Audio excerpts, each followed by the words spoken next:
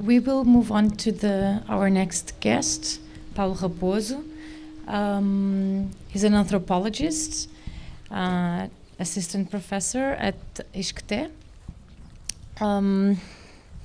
He also likes to be referred as an activist, and thanks for accepting our invitation to come to generative indirections. Just two bracketed information. Please remind me to tell you something very important about dinner when this is over, so before we leave.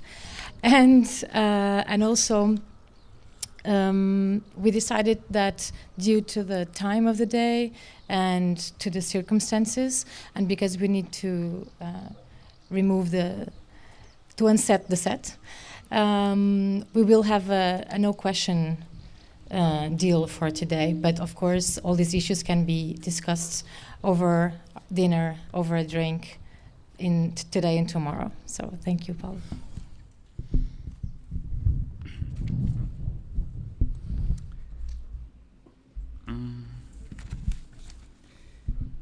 Just a moment.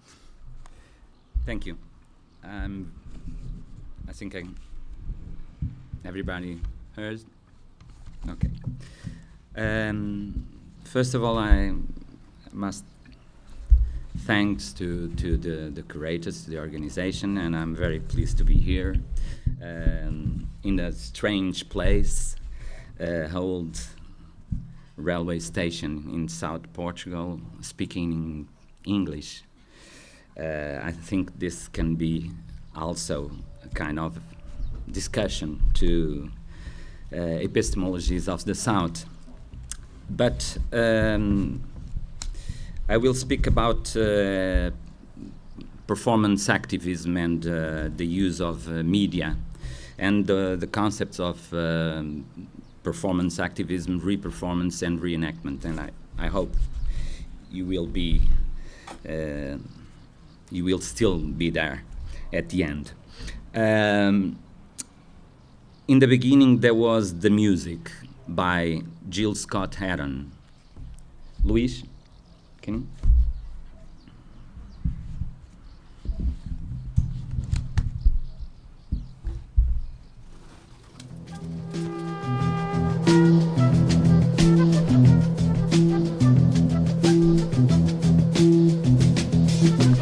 You will not be able to stay home, brother. You will not be able to plug in, turn on, and cop out. You will not be able to lose yourself on Skag and skip out for beer during commercials because the revolution will not be televised. The revolution will not be televised. The revolution will not be brought to you by Xerox in 4 parts without commercial interruptions. The revolution will not show you pictures of Nixon blowing a bugle and leading a charge by John Mitchell, General Abrams, and Spyro Agnew to eat hog maws confiscated from a Harlem sanctuary. The revolution will not be televised. The revolution will not be brought to you by the Schaefer Award Theater and will not star Natalie Woods and Steve McQueen or Bullwinkle and Julia. The revolution will not give your mouth sex appeal. The revolution will not get rid of the nubs. The revolution will not make you look 5 pounds thinner because the revolution will not be televised, brother. There will be no pictures of you and Willie Mae pushing that shopping cart down the block on the dead run or trying to slide that color TV into a stolen ambulance. NBC will not be able to predict the winner at 8:32 on report from 29 districts. The revolution will not be televised. There will be no pictures of pigs shooting down brothers on the instant replay.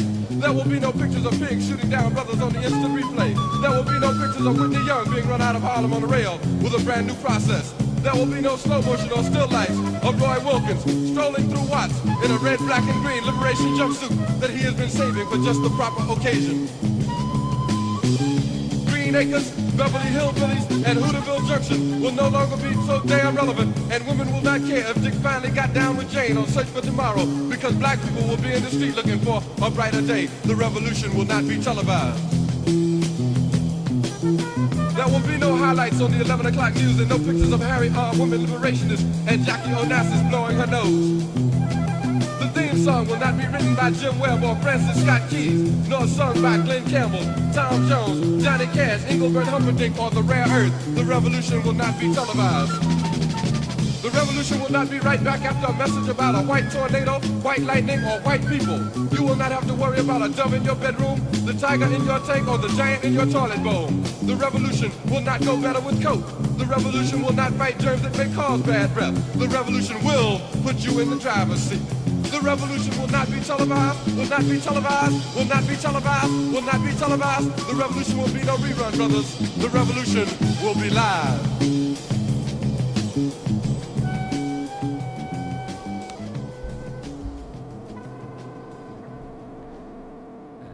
And then the word. The street as a stage, or is a stage, is a famous sentence wrote by the activist Jerry Rubin in the 70s, about the Vietnam protesters in the United States, and is also a title of Richard Schechner's chapter from the book The Future of Ritual in 1995. More recently, a German historian from Exeter University, Matthias Reis, quoted for the title of his book the same Jerry Rubin sentence. All those three examples were connected with protests and with social movements, ergo, the theatrical power of people on the streets. Theater is perhaps the art form with oldest liaisons with political performance. Paul Connerton's book, How Societies Remember, or David Kertz's Ritual Politics and Power, both explore how commemorative and political ceremonies are embodied forms of rites performed by the participants within a theater of memory. Politicians are most alike theater performers, and for both of them, the stage is the strategic place not only for their performance skills presentation, but mainly to get their legitimacy and authenticity as performers, gave it by the applause or stolen by the insult of the audiences. Theater was also the main tool for protest actions, demonstrations, and revolutions. The public trial and the head of the monarchy during the French Revolution are one of the most significant examples of political theater in modern age. But when we think about the so-called new social movements, in Portuguese and Brazilian, novíssimos, movimentos sociais, when we think about the so-called new social movements protests, are we talking only about political theater performance, or can we define them as performance activism?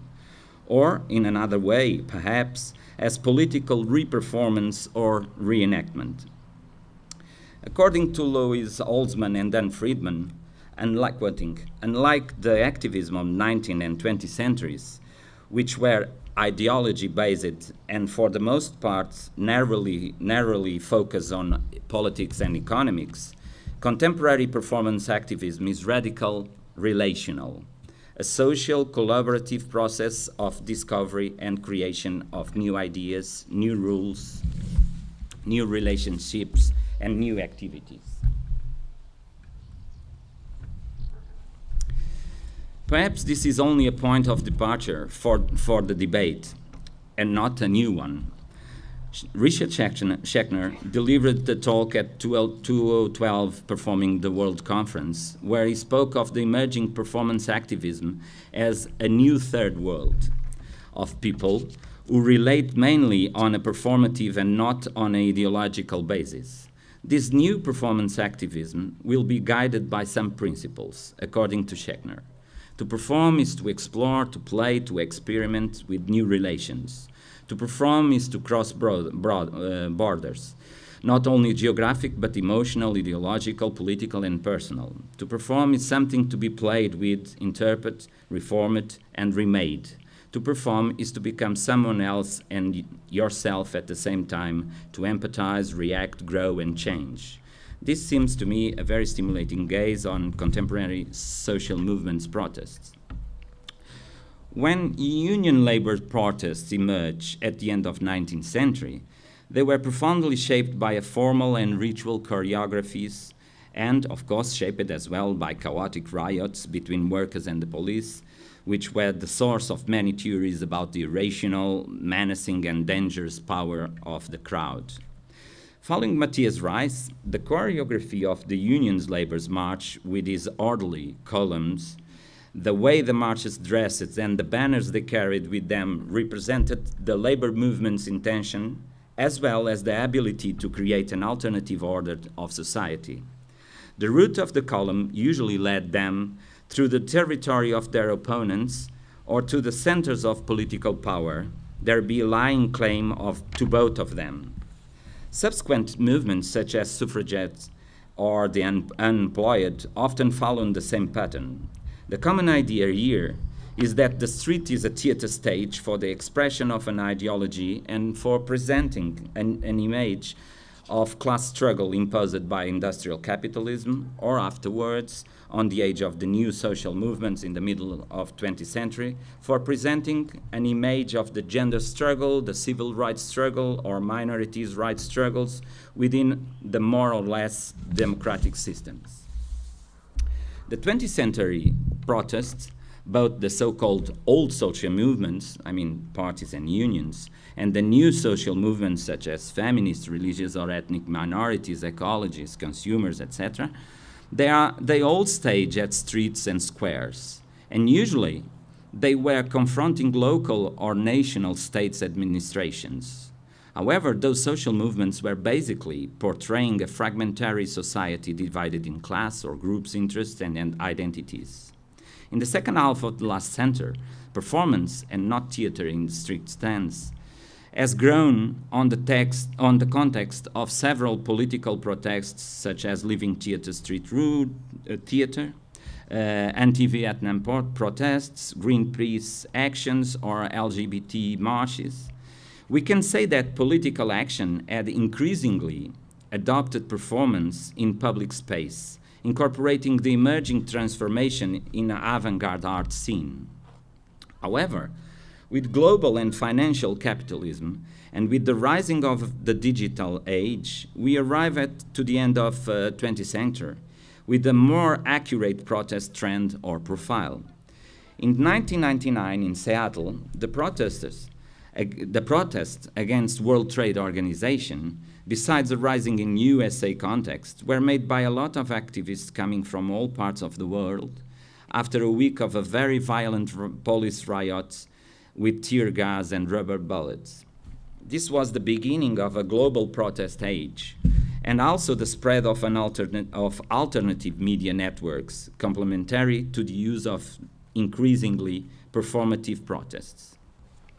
The importance of using digital technologies and alternative and independent media on political activism to spam ideas, messages, mobilizations, and so on become crucial. Of course, media or small media technologies have been used since ever on political activism, leaflets, newspapers, posters, tapes, films, whatever. And here we can remember the famous case of Zapatista movement, studied by Castells, for instance, whose internet campaign was of maximum relevance to spread their proposal and claims and to get it known all around the world. But in digital age, the use of technologies of communication and information and the creation of alternative media became absolutely crucial for those new social movements. The most famous alternative media, Independent Media Center, or Indie Media, as you might know, was born in 1999 precisely to report the protests at Seattle. Indie Media was mainly a website with print, photo, and video media, offering grassroots and non-corporate coverage.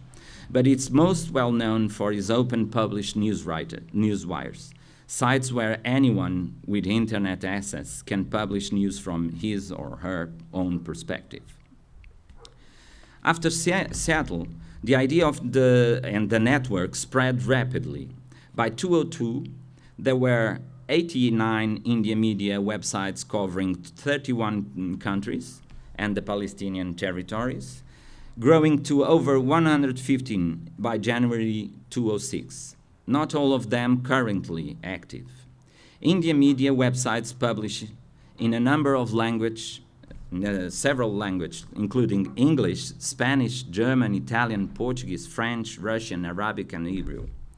So what became crucial was not only to protest using the street as a stage in a performative or a theatrical way, but also to documenting, to archiving, and to spread political information without the constraints of mainstream media controlled by corporate organizations and by the state. Therefore, those collective YMC, independent media centers, became not only an hub to the minute coverage of protests all over the world, but also a source of archive and documentation.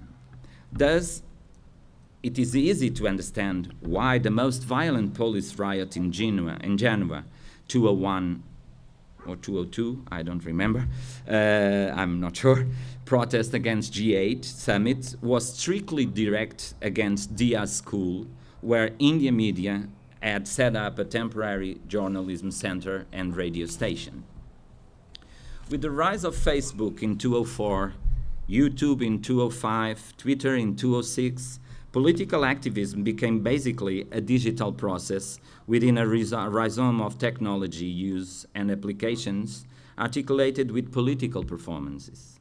Therefore, contemporary political activism, it's not only about public live performance protests, but also about archives, documents, and downloads. At the same time, live streaming, the act of broadcasting a video to the internet in close real time, is quickly became a staple tool of a 21st century protesters. From Occupy Wall Street to the Egypt elections, from demonstrations and civil disobedience actions to popular assemblies, activists use cell phones and laptops as weapons of transparency to broadcasting events as they happen and also to document. Mary Joyce 201 points out that the power of digital code happens when someone creates any piece of content and uploads it. And a copy of that will become immediately available and transmissible to anyone else in the world with internet access. Live streaming is one of the branches of this digital code empowerment. So there's no surprise to understand why social movements and activist agendas are requiring more and more technological upgrading of media communication proceedings. Following Maria G. Abreu's interesting suggestions, in a time when media has become all-pervasive in both private and public domains, indeed in blurring this very separation, we must move our analytical observation beyond either the reductionist determinations of the technological or the stress put on the intellectual ability of humans in resisting it, and allow for a renewed consideration of how techniques and applications of capturing, framing, processing, transmitting, or archiving are helping individuals to conceive, structure, sense, and make sense of their surroundings. So here we can introduce another question. Are we talking about live performance or mediated performance? Live streaming performances are based on the general idea of real-time broadcasts, but they are consumed and viewed all around the world in different times and spread on internet with small but significant time delays. They circulate on internet during a certain period of time, producing commentaries, posts, and critical views during days, weeks, or even months. And in a most interesting way, they usually become viral and gave rise to similar protests on other parts of the planet. The Occupy movement and the 15M Indignados are the most remarkable examples of that. So, are we speaking of a kind of reenactment or reperformance logic or dynamic? Are those political protests a series of earthquakes and aftershocks affecting each other? And finally, is the earthquake equal or different, more or less important from the aftershock? Which is more performative, which is more reperformative? Peggy Phelan disregards the need for documentation on performance art, scorning reperformance entirely. Phelan stated, to the degree that performance attempts to enter the economy of reproduction, it betrays and listens the promise of its own ontology. But with this strict approach to performance, how can we define the contemporary political aftershock protests in the age of digital revolution? I think one can use the notion, this is a working paper, so it's an hypothesis. One can use the notion of hashtag used on Twitter to understand this situation. Twitter hashtags combine a cardinal, I think it's the name in English, cardinal symbol, and a keyword that connect posts from different authors. Ergo, cardinal, hashtag OWS for Occupy Wall Street, and so on. Posts that share a hashtag can be viewed together in a single place, facilitating an ongoing public conversation. Increasingly, activists' storytelling strategies are designed to convene the conversation by practicing what one might call hashtag politics.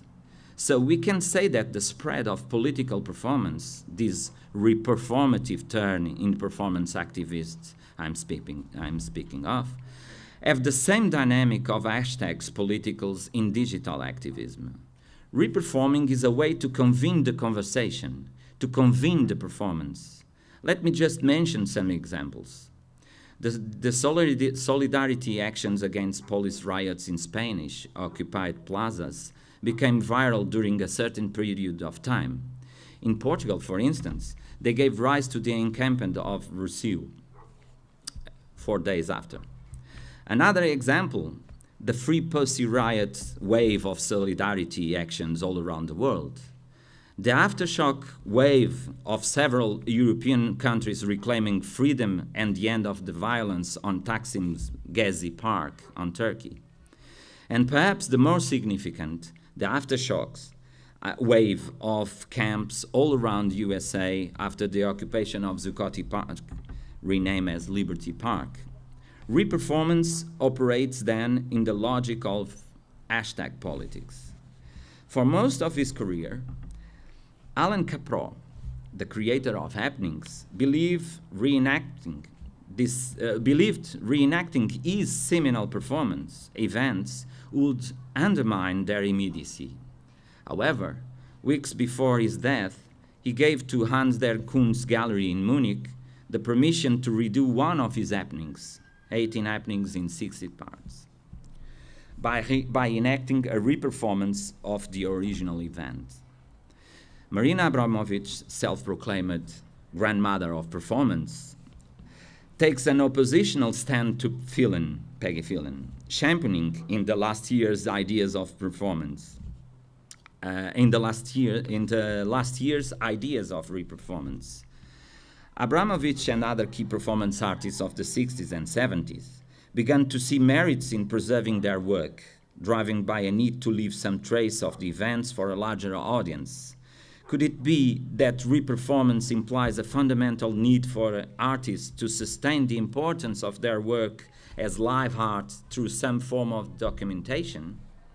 Might be one answer.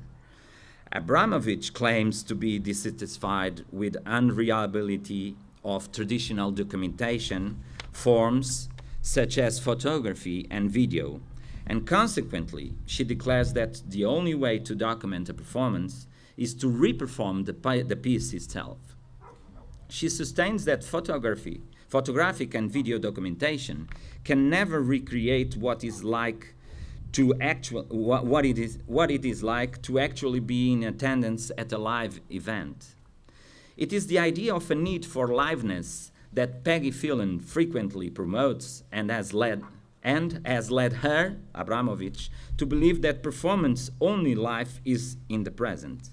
But perhaps we can see what artists can achieve through reperformance. And I think it's reinterpretation. Reenactment dismisses simple repetition, reproduction, and even simulation. Reenactment invites transformation through memory, theory, and history to generate unique and resonating results. Let us take the example of Yoko Ono Cut's piece, the score of which was reperformed. Nothing. I'm blind, but not so blind. Thank you, Anna. Let us take the example of Yoko Ono's Cut piece, the score of which was reperformed over various decades in various countries. Doing that, the artist was able to monopolize on the experience of each reenactment to further develop her work, stressing different subjects on each presentation. In 7 easy pieces, 205, Abramovich aimed to explore models for reperformance that respect the past and opened up possibilities for present reinterpretation. She reperformed 5 works by key artists who had influenced her practice, but which she never saw their performance. Her own performance, Leaps of Thomas, and an entirely new performance, making 7 performances in total. They have been drawn from a historical script, but the artist herself has appropriated them to form a different body of work. If a reperformance artist were aiming towards complete simulation, it will be uninteresting. Reperformance is always going to be different to an original performance, but perhaps this difference is what makes it so important. As Phelan states, the time in which performance exists can never be repeated, and neither can its context. So, when we are talking about performance activism in Schuckner terms, the relational dimension might have to be regarded also on a digital flux. And this flux, this instability of the performance, this reperformative fluctuation and change are made of several reenactments, contaminations, and reinterpretations, and might have a prominent strength on contemporary political activism. So there's no surprise to understand why social movements and activist agendas are requiring for more technological upgrading of media communication proceedings. Live streamers are becoming a kind of a job within the activist community. Alternative hubs and platforms are flourishing. Peer-to-peer and free software are increasingly required and shared. Laptops and cell phones are striking visual presence on protests and demonstrations. Cyber activism and hacktivism become a key part of political struggle. For those new social movements, digital revolution, it's about global share and encouraged reenactment and convenes reperformance. A last example probably makes clear the fuzzy relation between art and political activism. Last year, in March, a series of performances around the world constituting Low Lives Occupy have been airing on a live stream platform. Low Lives is an international festival that features provocative live political art. In 2012, Low Lives wanted to theme it specifically based on people in the Occupy movement. It was produced by NYU, Hemispheric Institute of Performance and Politics, and Occupy with Heart. According to the press release for the impending event, quoting, participating artists, artist collectives, Occupy groups, and presenters worldwide will expand the reach and visibility of the Occupy protests by broadcasting to international community and audience. The Occupy protests and the myriad of perspectives and experience related to this unique moment will be amplified, explored, and experimented with through Low Lives internet-based creative platform. Low Lives Occupy recognize the powerful opportunity that is the presentation of performance from around the world and invite artists to open eyes and minds by presenting a radical reimagining of possible ways of existing and relating. There was also a performance by a Brazilian artist who lives in Lisbon. Low Lives Occupy was a very interesting event based on the idea of reperformance and reenactment. Those performances were inspired on Occupy protests during 2011 and Occupy ideas and proposals. They were reenactments made of performance broadcasts on live stream platform for an audience all around the world. They cross-examined the ideas of here and now. They amplify the notion of liveness and introduce a new gaze on performance activists. But let me conclude then with a major or minor question, perhaps a doubt, maybe a hesitation or a skepticism. And remember the last words of Jill Scott Heron, revolution will be live, live, live. And the question is, if revolution will not be televised, it will be downloaded. Thank you.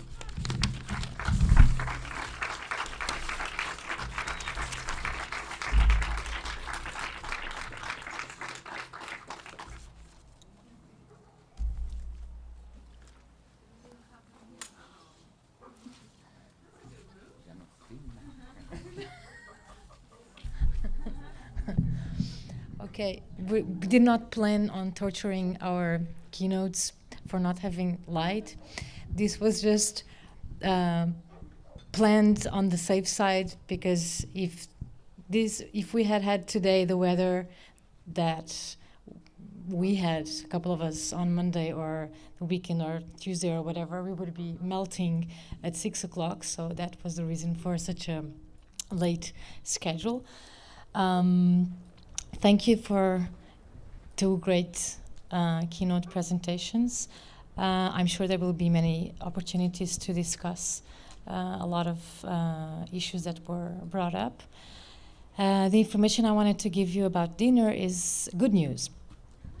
First of all, you know, and anyone that might not have these blue tickets for the restaurants that we listed for you on the map, please come to me. I'll give them to you. They are not free meals, they are discounted meals. So it means that you go to a restaurant and people will know. And there people will know that you're coming from an event at the convent, so you will have a discounted price for your meal.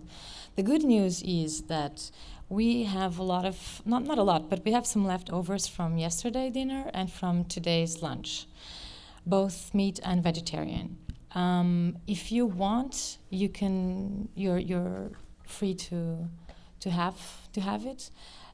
You can use the kitchen in the convent, the one that was used yesterday for the big meal, for cooking the big meal. Please be considerate and do not leave a mess. And you know, whatever you use, just put it back in place, clean as you found it. But you know, just help yourself, and it's fine with everyone.